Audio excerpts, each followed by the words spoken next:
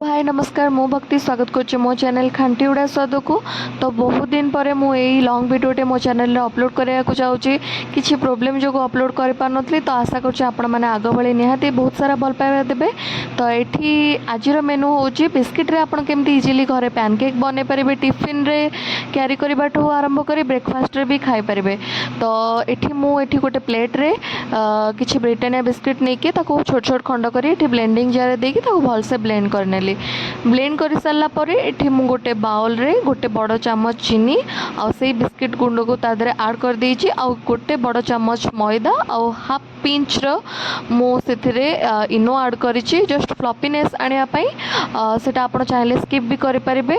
आउ आदरे मु किछि क्रॉस कर रखिथिबा काजू आउ आलमंड दे के तादरे अध ग्लास पानी दे के मु तार गोटे बैटर बने नीचे। एठी तावा गरम हो सारा पर मु गोटे चामच घी दे के ताको पिठा आकार सेप रो मु एठी तावा रे दे देछि। तार भल से एपट सेपट हो सारा पर पैनकेक रो मु ताको प्लेट को काढ़ी के सर्व कली।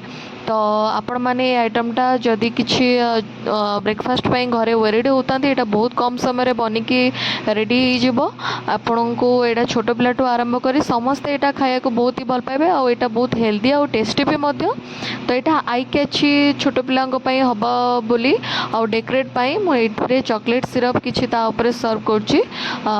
तो तापर मु किछि क्रॉस कर रखिथिबा काजू और आलमंड मध्य दे देछि जस्ट दुकान भलिया पैनकेक भलिया लागिबो।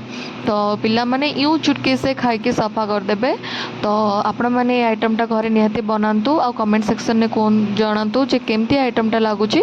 आउ जदि किछि रेसिपी मो चैनल आपण देखिया को चाहतांती तो निहाती डेफिनेटली जणातु मो निहाती बनेबे आपणकर जहाँ फरमाइश अछि।